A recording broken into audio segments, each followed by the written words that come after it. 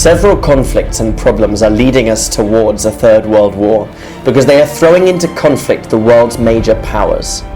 However, it seems that what really will provoke this new global conflict will be a self-directed nuclear false flag attack in the US or one of its allies.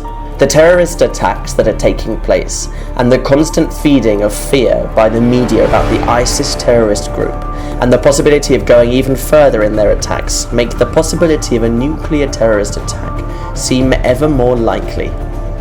Not only the media, but also those puppets of the financial economic elite, which we call our political leaders, are making considerable efforts to make the population believe that such terrorist groups will sooner or later get hold of nuclear weapons with which to attack the West. Proof of this was the multilateral April meeting in Washington, in which 50 countries met to discuss the high probability that ISIS is seeking radioactive weapons. In my opinion, it is a very clear campaign to convince citizens that when such an event occurs, there will be little room for doubt that the perpetrators were Islamic State. But how is it possible that Western countries having powerful intelligence and espionage services, counting on satellites and other sophisticated technology, with large armies and with numerous allies in the Middle East, have not yet been able to stop this terrorist group? Taking into account that these countries have been bombarding ISIS since 2014 with a coalition of 40 countries. 40. Why have we not blocked the bank accounts of its leaders and beneficiaries, as is done by applying sanctions to countries like Russia or Venezuela? I am not trying to simplify the problem, because the real problem is that this is not being done because ISIS, like Al-Qaeda, are an organization created and funded by the same people who supposedly hunt them. Organizations whose sole use is to provoke chaos within their own countries, and thus create the pretext for their invasion by other countries in the interest of the elite. These terrorists will also serve the elite by providing obvious culprits for the planned self-inflicted attacks, such as the imminent nuclear false flag attack about to happen.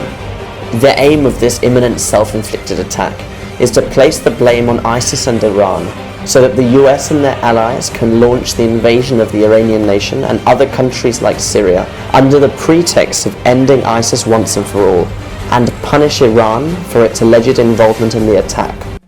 Western powers, which reached an agreement with Iran to lift the economic sanctions imposed on it for its suspected nuclear program, will, in the aftermath of the self-inflicted nuclear attack, argue that Iran has lied and has been in breach of the aforementioned agreement, and therefore has all this time been taking advantage of the lifted sanctions to create nuclear weapons.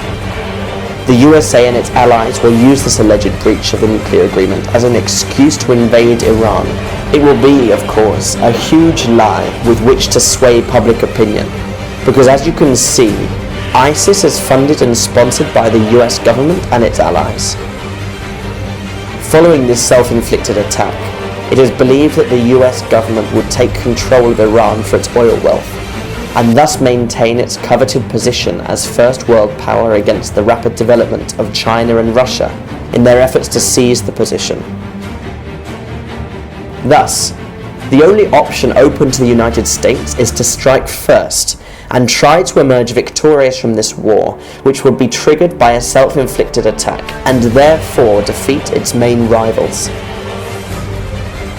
But it is impossible to conceive that anyone could win in a nuclear war, which would only create losers. So what interests really lie behind this war? If the US invasion of Iran occurred, what would happen?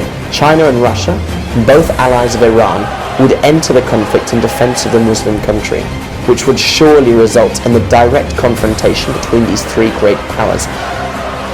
Thus, unleashing the Third World War.